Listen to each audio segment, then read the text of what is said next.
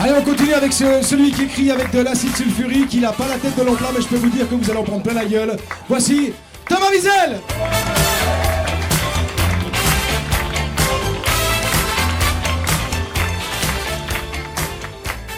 Merci David, ça va? Formidable. Moi je voulais bosser mon texte un peu avant, finalement j'ai préféré discuter avec les copains et picoler. Donc je sais pas mon texte et j'ai besoin de pisser.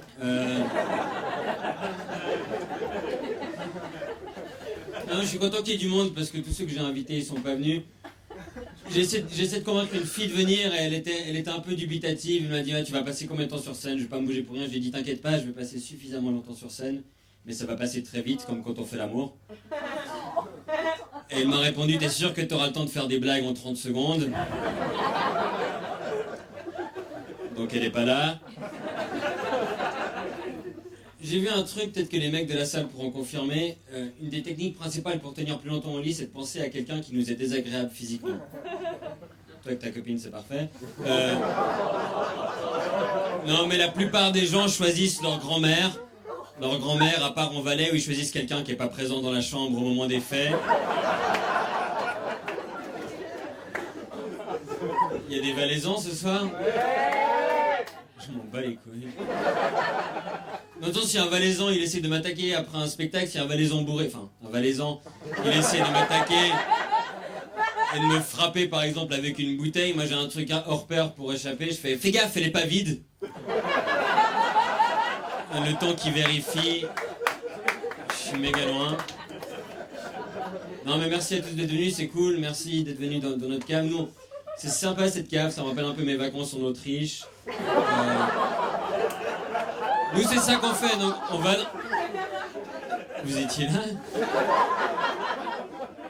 C'est ça qu'on fait ici au Swiss Comedy Club, on va dans une cave, on fait des blagues, on est un peu les spéléologues de l'humour. Vous avez vu cette histoire de spéléologue? C'était la plus belle transition de la soirée, je pense. Cette histoire de spéléologue qui était coincé dans une cave au Val de Travers et personne n'est venu le chercher parce qu'il appelait le secours, il a dit « Excusez-moi, venez m'aider, je suis coincé dans un trou. » Ben ouais, t'es au Val de Travers. Je sais pas si vous êtes déjà allé au Val de Travers, c'est assez sinistre. Quand on a changé de... Merci madame de confirmer, tout le monde s'en fout. Madame est déjà allée au Val de Travers et elle confirme que c'est sinistre, merci beaucoup. Et quand ils ont changé d'horaire récemment, il y a 2 mois, on est passé à l'heure d'été. Le Val de Travers s'est autoproclamé capitale mondiale du changement d'horaire. Pour attirer plus de touristes ou je sais pas quoi. Je sais pas comment l'idée leur est venue, à mon avis ils se sont rendus compte qu'1 heure passée dans le Val de Travers c'était 1 heure de perdu. Mais le truc le pire je pense, vous savez ce que c'est la capitale mondiale de la Saint-Valentin? Le Locle. Je vous jure que c'est vrai, non je vous jure, vérifiez sur internet en rentrant chez vous, le Locle est la capitale mondiale de la Saint-Valentin, la ville la plus glauque du monde. Je veux dire, fêter la Saint-Valentin au Locle, c'est comme aller fêter la journée de la femme en Inde. Je veux dire, c'est comme faire la journée de l'environnement à Tchernobyl, la fête du travail en Chine, c'est fêter la Saint-Valentin au Locle, c'est aller faire Hanouka à Auschwitz, je veux dire. Donc moi je pense qu'on peut rire de tout.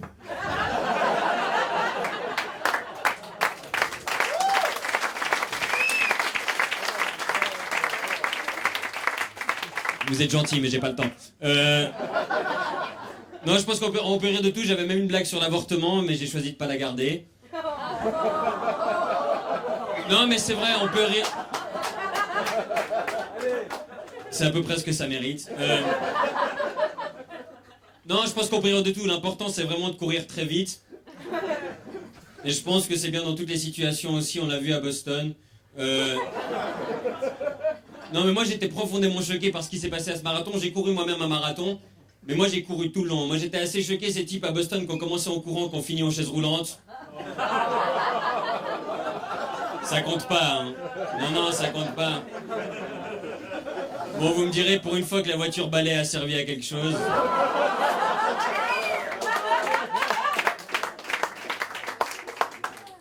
Ça m'a fait marrer, ces types, ils ont mis des clous, ils ont fait une bombe à partir de cocotte minutes, quoi. Les terroristes, ils ont perdu toute crédibilité maintenant. Avant, c'est Al-Qaïda qui leur apprenait à faire des bombes, maintenant c'est Betty Bossi.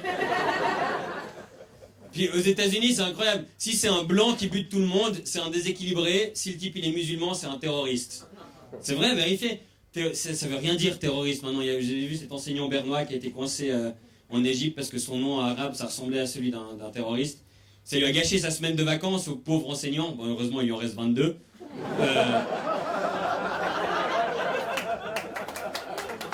Bon, de quoi je voulais vous parler? Moi, quand j'ai des blancs, j'écris mon texte sur ma main. C'est un des rares avantages que j'ai sur Jamel Debbouze.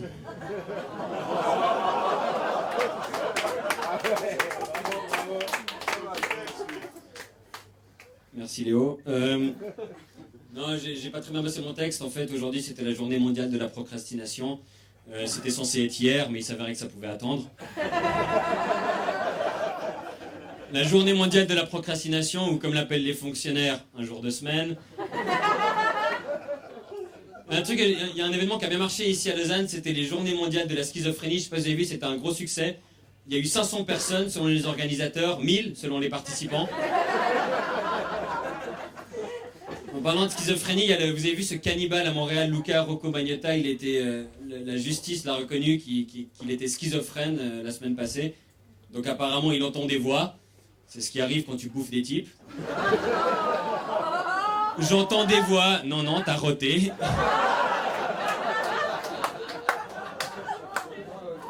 Moi, je peux pas en vouloir à Luca Magnotta. Je veux dire, je suis humoriste. Avant, j'étais étudiant. Moi, régulièrement, j'ai mon frigo qui est vide et aussi, je prends mon téléphone pour me commander un petit chinois. Donc, non, puis de toute façon, on n'a plus aucune idée de ce qu'on bouffe. Vous avez vu ces tartes à la merde chez Ikea? Vous avez vu ça ou pas? Bon, c'était pas tout à fait des tartes à la merde, hein. C'était des tartes à la matière fécale. Alors c'est presque pareil, je vous l'accorde, c'est presque pareil, sauf qu'une tarte à la merde, ça dégoûte tout le monde, tandis qu'une tarte à la matière fécale, tu peux quand même la vendre aux gens qui manquent de vocabulaire.